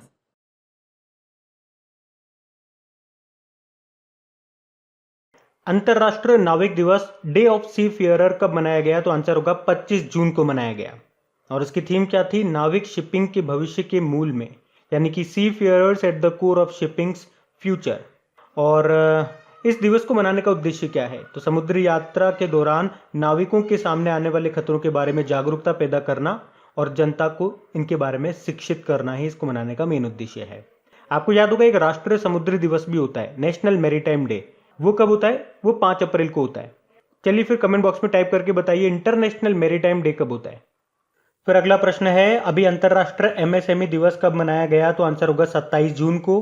तो सतत विकास लक्ष्यों यानी कि सस्टेनेबल डेवलपमेंट गोल्स के कार्यान्वयन में इन उद्योगों के योगदान को मान्यता देने के लिए ये दिन मनाया जाता है। और याद रखना दुनिया भर के जीडीपी में एमएसएमई का योगदान 50% है। इस दिन को पहली बार हमने 2017 में मनाया था। तो एमएसएमई डे यानी कि माइक्रो स्मॉल मीडियम एंटरप्राइजेस, इसकी थीम क्या है? एमएसएमई 2021 समावेशी और सतत रिकवरी की कुंजी। एमएसएमई 2021 इंग्लिश में बोलेंगे तो key to an inclusive and sustainable recovery. अब आपको पता है मैं क्या क्वेश्चन पूछने वाला हूं। एमएसएमई मंत्रालय अभी किसको दे दिया गया? पहले तो नितिन गडकरी जी के पास था, अब किसको दे दिया बताओ? तो अभी मैंने एक लाइन बोली थी, दुनिया भर के जीडीपी में एमएसएमई का योगदान कितना है? 50% है। और जीडीपी हमारी लुढ़क रही है नीचे। तो इसी कारण से अब हमारी सरकार का पूरी दुनिया का यही नारा है, यही अब सहारा है। कौन अब सहारा है? एमएसएमई। एमएसएमई ही अब हमारा आखिरी सहारा है, यही अब हमारा नारा है। नारा से नारायण, नारायण, नारायण उनका नाम है, नारायण राणे, याद रहेगा ना? चलो आप एक प्रश्न का जवाब दो। अभी किस राज्य सरकार ने हथकरघा बुनकरों के लिए नेकरा सम्मान योजना शुरू की थी? तो आंसर होगा कर्नाटक ने। 2-2 हजार रुपए की वित्तीय सहायता देगी कर्नाटक की सरकार। आपको याद होगा, चलिए आप ही बताइए, प्रधानमंत्री मुद्रा योजना के अंतर्गत महिलाओं को लोन देने में कौन सा राज्य टॉप पे रहा था? तो आंसर होगा तमिलनाडु। 2020 में बात कर रहे हैं हम। और वैसे प्रधानमंत्री मुद्रा योजना की बात करेंगे तो इसकी शुरुआत होती है 2015 में, नरेंद्र मोदी जी ने शुरुआत की थी छोटे और सूक्ष्म उद्योगों को लोन देने के लिए। इस योजना में कितना लोन दिया जा सकता है? 10 लाख रुपए तक का लोन दिया जा सकता है। याद रखना, इससे रिलेटेड कुछ पॉइंट्स बताए मैंने आपको, बढ़ते आगे। फिर बताइए अभी हाल ही में राष्ट्रीय सांख्यिकी दिवस नेशनल स्टैटिस्टिक डे कब मनाया गया? तो आंसर होगा 29 जून को। तो भारत सरकार हर साल 29 जून को प्रोफेसर पीसी महालनोबिस की जयंती पर यह नेशनल स्टैटिस्टिक डे के रूप में मनाती है। तो कौन थे ये पीसी महालनोबिस? यानी कि प्रशांत चंद्र महालनोबिस। इनको भारतीय सांख्यिकी के जनक के रूप में जाना जाता है। उनका जन्म हुआ था 29 जून 1893 को कोलकाता में, इसीलिए 29 जून को हम ये दिन मनाते हैं। उन्होंने भारतीय सांख्यिकी संस्थान की स्थापना भी की थी और वे स्वतंत्र भारत के पहले योजना आयोग के एक प्रमुख सदस्य थे। और इन्हीं के मॉडल पर आधारित थी दूसरी पंचवर्षीय योजना जो चली थी 1956 से 1961 तक। वैसे देखो 29 जून को हम अंतरराष्ट्रीय उष्ण कटिबंधीय दिवस इंटरनेशनल डे ऑफ ट्रॉपिक्स के रूप में भी मनाते हैं। देखो ये तो नेशनल स्टैटिस्टिक डे हो गया। आपको कमेंट बॉक्स में टाइप करके बताना है कि हम अंतरराष्ट्रीय सांख्यिकी दिवस कब मनाते हैं, बताओ। फिर बताइए हाल ही में अंतरराष्ट्रीय ओलंपिक दिवस कब मनाया गया, तो आंसर होगा 23 जून को। हर साल 23 जून को मनाया जाता है इंटरनेशनल ओलंपिक डे। और 23 जून को ही क्यों मनाते हैं, क्योंकि इंटरनेशनल ओलंपिक कमेटी की स्थापना हुई थी 23 जून 1894 में। और इंटरनेशनल ओलंपिक कमेटी का हेडक्वार्टर तो आपको याद होगा लुज़ेन स्विट्जरलैंड में है। इसके अध्यक्ष हैं थॉमस बाक और इसकी थीम रही stay healthy, stay strong, stay active. वैसे 23 जून को हम संयुक्त राष्ट्र लोक सेवा दिवस, United nation public service day और अंतर्राष्ट्रीय विधवा दिवस, इंटरनेशनल विडो डे के रूप में भी मनाते हैं।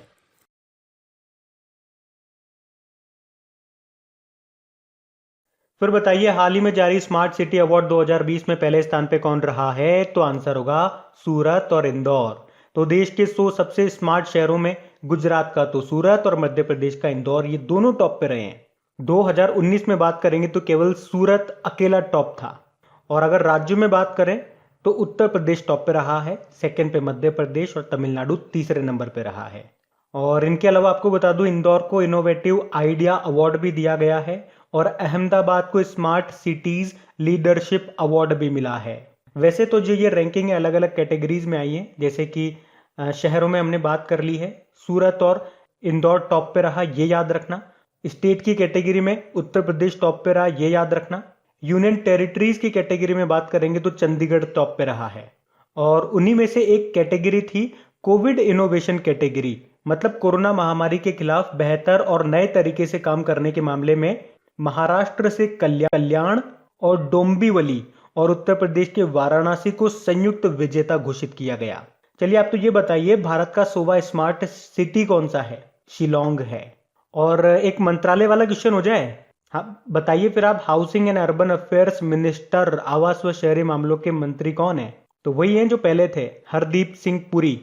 लेकिन इनके पास पहले नागरिक उड्डयन मंत्रालय था, वो अब ज्योतिरादित्य सिंधिया के पास चला गया। इनके पास एक नया मंत्रालय आ गया, बताइए कौन सा मंत्रालय आ गया इनके पास, कैसे याद किया था हमने, हर घर में जलेगा दीप, क्योंकि ये है हर दीप, पूरी पूरी रात जलेगा दीप, यो यो यो। तो क्या हो गया, हर घर में जलेगा दीप, हर घर में जलेगा दीप। तो दीप कैसे जलता है, मतलब पेट्रोल डालना पड़ता है, फ्यूल डालना पड़ता है, तो पेट्रोल व नेचुरल गैस मंत्रालय इनके पास हो गया। इस तरह से याद कराता हमने, याद रहेंगे ये, मैं आपको रिवाइज इसीलिए बार बार कराऊंगा, करंट अफेयर बार बार पढ़ने का यही फायदा है। एक बार मैंने आप लोगों को ट्रिक से याद तो करवा दिया, अब इस तरह से मैं रिवाइज करवाता रहूंगा ना, तो आपका अच्छे से रिवीजन होता रहेगा, कभी भूलोगे नहीं। बढ़ते आगे। फिर बताइए अभी किसे मंगोलिया के सर्वोच्च नागरिक सम्मान से सम्मानित किया गया, तो आंसर होगा आर के सभरवाल को।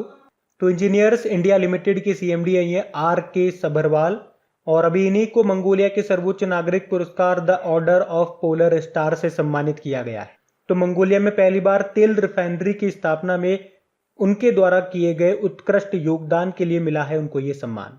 मंगोलिया की कैपिटल क्या होती है, उलन बतोर। मंगोलियाई तोगरोग यहाँ की करेंसी और प्रेसिडेंट है उखना खुरेलसुख। बाकी कृतिकरण वाइल्ड इनोवेटर अवार्ड जीतने वाली पहली भारतीय महिला हैं। डॉक्टर शकुंतला थिल्स्टेड विश्व खाद्य पुरस्कार 2021 जीता।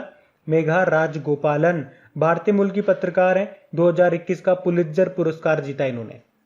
फिर बताइए अभी किस भारतीय को 2021 के फुकुओका सम्मान के लिए चुना गया, तो आंसर होगा पी साईनाथ। तो ये प्रसिद्ध पत्रकार हैं पी साईनाथ, जिन्हें अभी 2021 के फुकुओका पुरस्कार के 3 प्राप्तकर्ताओं में से एक के रूप में चुना गया है। तो श्री साईनाथ को फुकुओका पुरस्कार का ग्रैंड प्राइज मिलेगा, जबकि अकादमी पुरस्कार जापान के प्रोफेसर किशिमोतो मियो को दिया जाएगा और कला और संस्कृति का पुरस्कार थाईलैंड की फिल्म निर्माता प्रबदा यून को दिया जाएगा। एक्चुअली में एशिया की संस्कृति को बढ़ावा देने के लिए ये फुकुओका पुरस्कार दिया जाता है। अच्छा, फुगाकू कंप्यूटर याद है आपको, फुगाकू सुपर कंप्यूटर, ये भी जापान का ही है। बाकी अमर्त्य सेन अभी सोशल साइंस में स्पेन का सर्वोच्च पुरस्कार इनको मिला था, प्रिंसेस ऑफ ऑस्ट्रियन अवार्ड कहते हैं उसको। अमर्त्य सेन भारत के पहले व्यक्ति हैं जिन्हें अर्थशास्त्र का नोबेल पुरस्कार मिला था 1998 में, और उसके एक साल बाद 1999 में भारत रत्न मिला था, भारत का सर्वोच्च नागरिक सम्मान। अभी इन्होंने एक बुक भी लिखी है, चलो उस बुक का नाम मैं आपसे पूछना चाहूंगा, कौन सी बुक लिखी है इन्होंने? CNR राव प्रसिद्ध भारतीय वैज्ञानिक है ये। इंटरनेशनल एनी अवार्ड 2020 मिला था इन्हें। एनर्जी रिसर्च का नोबेल पुरस्कार इसको कहा जाता है। अनामिका हिंदी में साहित्य अकादमी अवार्ड जीता था। टुकरी में दिगंत थेरी गाथा नाम के उपन्यास के लिए। और अंग्रेजी का किसको मिला था? अरुंधति सुब्रमण्यम को मिला था, when God is a traveller के लिए। तो पी साईनाथ का नाम याद रखना। अच्छा, पी साईनाथ की एक फेमस बुक आपको बता रहा हूं, ध्यान रखना, everybody loves a good drought, याद रखना ये। फिर बताइए, अभी हाल ही में भारत की किस मेट्रो को outstanding civil engineering achievement award से सम्मानित किया गया? तो आंसर होगा दिल्ली मेट्रो। और क्यों मिला इसे? तो दिल्ली मेट्रो का सफर काफी सस्ता, काफी आरामदायक और गुणवत्ता युक्त परिवहन होने के कारण इसे यह अवार्ड मिला है, मतलब क्वालिटी के लिए मिला है। किसने दिया? Japan society of civil engineers ने। अच्छा, आप तो ये बताओ, मेट्रो मैन ऑफ इंडिया के नाम से किन्हें जाना जाता है? श्रीधरन को। और भारत की पहली मेट्रो कौन सी थी? कोलकाता मेट्रो। इंदिरा गांधी जी के समय चली थी 1984 में। और भारत की पहली अंडर वाटर मेट्रो, ये किस नदी के नीचे चलेगी? हुगली नदी के नीचे, कोलकाता में, वो भी यही है, कोलकाता मेट्रो। और आपसे पूछा जाए भारत की पहली ड्राइवरलेस मेट्रो कहाँ चली? दिल्ली में। अच्छा, क्या कोई मेट्रो रेलवे जोन में शामिल है? तो आंसर होगा यस, कोलकाता मेट्रो। इसे 2010 में रेलवे जोन का स्टेटस मिला था। 17वां रेलवे जोन बना था। वैसे अभी 18 रेलवे जोन है, 18वां बन गया हमारा साउथ सेंट्रल रेलवे, जिसका मुख्यालय आपको मिलेगा विशाखापट्टनम में। फिर बताइए, अभी हाल ही में भारत के किस अंतरराष्ट्रीय हवाई अड्डे ने रूल ऑफ एक्सीलेंस सम्मान जीता है? तो आंसर होगा कोचीन इंटरनेशनल एयरपोर्ट ने। कोचीन इंटरनेशनल एयरपोर्ट आपको याद होगा, सोलर एनर्जी से संचालित विश्व का पहला एयरपोर्ट भी यही है। और अभी गुणवत्ता युक्त सेवा प्रदान करने के लिए इसने ये पुरस्कार जीत लिया है। और ये सम्मान उन हवाई अड्डों को दिया जाता है जिन्होंने यात्रियों की राय में लगातार उत्कृष्ट सेवाएं दी है। बाकी केम्पेगौड़ा इंटरनेशनल एयरपोर्ट ये बेंगलुरु में है और अभी इसने नेट एनर्जी न्यूट्रल स्टेटस को प्राप्त किया। पुदुचेरी हवाई अड्डा अभी एयरपोर्ट अथॉरिटी ऑफ इंडिया का पहला 100% सौर ऊर्जा से चलने वाला पहला एयरपोर्ट बना था ये। और इंदिरा गांधी इंटरनेशनल एयरपोर्ट दिल्ली का है ये, देश का पहला एक्सक्लूसिव प्राइवेट जेट टर्मिनल इसने खोला था। अच्छा, कुछ एयरपोर्ट्स के नाम मैं आपसे पूछूं क्या? चलो बताओ। गोपीनाथ बारदोली अंतरराष्ट्रीय हवाई अड्डा ये कहाँ पर है? याद रखना, असम के गुवाहाटी में। उसी प्रकार से जयप्रकाश अंतरराष्ट्रीय हवाई अड्डा कहाँ पर है? पटना बिहार में है। और वीर सावरकर इंटरनेशनल एयरपोर्ट तो आप बता दोगे, अंडमान निकोबार में है। आप तो ये बताओ, डॉक्टर बाबा साहब अम्बेडकर इंटरनेशनल एयरपोर्ट कहाँ पर है? ये आपको मिलेगा नागपुर में। और चौधरी चरण सिंह इंटरनेशनल एयरपोर्ट ये आपको मिलेगा लखनऊ में। और लाल बहादुर शास्त्री इंटरनेशनल एयरपोर्ट कहाँ पे मिलेगा? ये वाराणसी में मिलेगा। और नेताजी सुभाष चंद्र बोस इंटरनेशनल एयरपोर्ट पूछेंगे तो कोलकाता आंसर कर देना। तो ये कुछ इंपॉर्टेंट पॉइंट्स ही हैं, इनको याद रखना। बढ़ते आगे।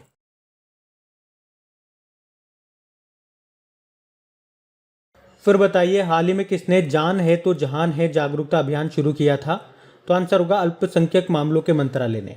तो हमारे जो अल्पसंख्यक मामलों के मंत्री है मुख्तार अब्बास नकवी, उन्होंने दूर दराज के जो ग्रामीण क्षेत्र हो गए उनके लिए जान है तो जहान है नाम से कोरोना टीकाकरण अभियान शुरू किया था। इस अभियान का मुख्य उद्देश्य क्या है? लोगों को कोरोना टीकाकरण के बारे में जागरूक करना और जो भी कोरोना वैक्सीन से संबंधित जो भी अफवाहें हैं कि ये टीके लगाओगे तो इतने दिन बाद मृत्यु हो जाएगी या ये प्रॉब्लम हो जाएगी, दूर दराज के जो ग्रामीण क्षेत्रों में इस तरह की अफवाहें ज़्यादा चलती है, तो उन सब अफवाहों को खत्म करना ही इस अभियान का मुख्य उद्देश्य है। अच्छा, चलिए एक प्रश्न मैं आपसे पूछता हूँ। बताइए, किस राज्य ने गाँव में वैक्सीनेशन को बढ़ावा देने के लिए कोविड फतेह योजना को शुरू किया था? पंजाब ने। और इसी को कोरोना मुक्त पिंड अभियान भी बोलते हैं। और बताइए, जहां वोट वहां वैक्सीनेशन नाम का जो अभियान है ये किसने शुरू किया था? तो दिल्ली में ये शुरू हुआ था, जिसमें क्या था, अगर किसी व्यक्ति की उम्र 45 वर्ष से ज़्यादा है तो उन व्यक्तियों को उसी जगह पे टीका लगाया जाएगा, वैक्सीन लगाई जाएगी जहाँ पे उन्होंने वोट दिया है। और चलिए बताइए, मिशन टीकाकरण का संबंध किससे है? तो याद रखना, टीकाकरण से है। इसे 25 दिसंबर 2014 को टीकाकरण के लिए शुरू किया गया था। पर याद रखना, अगर आपसे पूछा जाए इंद्रधनुष योजना का संबंध किससे है तो बैंकिंग सुधार से है। और विश्व का पहला टीका ये किस रोग का विकसित किया गया था? चेचक का, जिसे आप इंग्लिश में बोलते हो स्मॉल पॉक्स। और ये किससे होता है? ये वेरियोला वायरस से होता है। और इस टीके को किसने खोजा था? एडवर्ड जेनर ने खोजा था। लेकिन याद रखना, एग्जाम में प्रश्न ऐसे भी पूछा जाता है कि बताइए रेबीज का टीका किसने खोजा था? तो लुईस पास्चर ने खोजा था। और टीबी यानी कि ट्यूबरक्लोसिस का टीका कौन सा है? बीसीजी है। बीसीजी की फुल फॉर्म एग्जाम में पूछी जाती है, बैसिलस कॉलमेट गुरीन। तो ये भी आप ध्यान रखना। बढ़ते हैं आगे। फिर बताइए अभी हाल ही में किस राज्य सरकार ने कृषि विविधीकरण योजना को लॉन्च किया? तो आंसर होगा गुजरात। तो अभी गुजरात के जो मुख्यमंत्री हैं विजय रूपाणी, उन्होंने राज्य के आदिवासी क्षेत्रों में कृषि को टिकाऊ और लाभदायक बनाने के उद्देश्य से ये कृषि विविधीकरण योजना यानी कि एग्रीकल्चरल डाइवर्सिफिकेशन स्कीम 2021 को अभी शुरू किया है। और इसका उद्देश्य क्या है? आदिवासी क्षेत्रों में कृषि का स्तर बढ़ाया जाए और इसमें उन्हें जो उर्वरक हो गए, जो फर्टिलाइजर्स हो गए, जो बीज हो गए, वो बांटे जाएंगे। देखो आपको याद होगा अभी पश्चिम बंगाल ने भी कृषक बंधु योजना को शुरू किया था। एक्चुअली में फिर से लॉन्च किया गया, फिर से रीलॉन्च किया गया, जिसमें जो सहायता राशि दी जाती है किसानों को उसको डबल कर दिया गया। पहले 5,000 थी, अब 10,000 रुपये दिए जा रहे हैं। अच्छा आप तो ये बताइए भारत की पहली लिथियम रिफाइनरी ये कहाँ पे स्थापित की गई है? याद रखना गुजरात में। और पोत संग्रहालय ये कहाँ पे स्थापित किया जाएगा? गुजरात के लोथल में। जबकि भारत का पहला डायनासोर संग्रहालय ये भी आपको मिलेगा गुजरात में। देखो गुजरात की कैपिटल गांधीनगर है। गांधीनगर निर्वाचन क्षेत्र कॉन्स्टिट्यूएंसी है गृह मंत्री अमित शाह का। मुख्यमंत्री विजय रूपाणी है और गवर्नर है आचार्य देवव्रत। फिर बताइए अभी किस राज्य सरकार ने कृषक बंधु योजना को शुरू किया? तो आंसर होगा पश्चिम बंगाल ने। तो पश्चिम बंगाल के लगातार तीसरी बार मुख्यमंत्री बन गई है ममता बनर्जी, और अभी इन्होंने ही कृषक बंधु योजना को फिर से रिलॉन्च किया। हाँ रिलॉन्च किया है। ये पहले भी 2018 में शुरू हुई थी। और ये है क्या योजना? तो जिस तरह से आपको याद होगा प्रधानमंत्री किसान योजना है जिसमें किसानों को साल में 6,000 रुपये मिलते हैं, 3 किस्तों में 2-2 हज़ार रुपये करके। उसी तरह से है ये कृषक बंधु योजना। इसमें किसानों को आर्थिक मदद दी जाती है। बस फर्क ये आ गया, पहले 5,000 रुपये दिए जाते थे, अब दुगनी राशि कर दी गई, 10,000 रुपये दिए जाएंगे। पश्चिम बंगाल से क्या याद रख सकते हो आप? सबसे इंपॉर्टेंट पॉइंट, भारत का पहला जीआई टैग पूछा जाएगा तो दार्जिलिंग टी है पश्चिम बंगाल की, 2004-05 में मिला था। अच्छा कुछ इंपॉर्टेंट जीआई टैग्स अगर मैं आपको बताऊं 2021 वाले, तो एक तो याद रखो चक हाउ चावल, जिसे काला चावल बोलते हैं, इसको जीआई टैग मिला था, ये मणिपुर के हैं। और काले चावल से आपको याद होगा काला नमक महोत्सव, ये कहाँ पे मनाया गया था बताओ? झारखंड में। और अगर आपसे पूछा जाए ना काला नमक चावल महोत्सव कहाँ पे मनाया गया था, तो उत्तर प्रदेश के सिद्धार्थ नगर जिले में मनाया गया था। और टेराकोटा जो है गोरखपुर का टेराकोटा है, जीआई टैग मिला था, इसे भी उत्तर प्रदेश का है। केसर, कश्मीरी केसर को भी जीआई टैग मिला था। हरमल मिर्च है ये गोवा की, इसको भी जीआई टैग मिला था। और झारखंड की कोहबर पेंटिंग को भी जीआई टैग मिला था। देखो जीआई टैग किसी भी प्रोडक्ट को मिलता है तो कितने सालों के लिए वैलिड रहता है? याद रखना 10 सालों के लिए। और किसी प्रोडक्ट पे अगर पेटेंट आपने ले लिया तो उसका जो वैलिडेशन होता है यानी कि कितने दिन के लिए वैलिड है वो, तो 20 सालों के लिए। और सऊदी अरब जो गोल्डन वीज़ा देता है, जैसे कि अभी संजय दत्त को दिया था, पहले बॉलीवुड एक्टर बने थे वो गोल्डन वीज़ा प्राप्त करने वाले, तो वो जो गोल्डन वीज़ा होता है वो वैलिड होता है 10 सालों के लिए ही।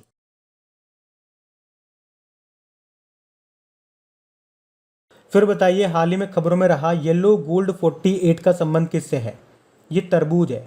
तो जर्मनी की एक प्रमुख कृषि रसायन कंपनी है बायर, और उसने सेमेनिस ब्रांड के तहत भारत में तरबूज की पहली पीली किस्म येलो गोल्ड 48 को व्यावसायिक रूप से पेश किया है। तो ये तरबूज है, तरबूज की पीली किस्म है, येलो गोल्ड 48 इसका नाम है। फिर बताइए अभी हाल ही में किस बैंक ने हेल्थ सेक्टर को मदद देने के लिए आरोग्यम हेल्थ केयर बिजनेस लोन को लॉन्च किया? तो आंसर होगा एसबीआई ने। तो अभी एसबीआई ने हेल्थ केयर सेक्टर को मदद देने के लिए एक नया बिजनेस लोन प्रोडक्ट जिसका नाम रखा है आरोग्यमा, इसको लॉन्च किया है। तो इसमें कारोबारियों को मिनिमम 10 लाख रुपए और मैक्सिमम 100 करोड़ रुपए तक की लोन मिल सकेगी, और इससे आराम से वो 10 साल में चुका सकते हैं। एसबीआई अभी इसने अपना 66वां स्थापना दिवस भी मनाया, वर्षगांठ भी मनाई है।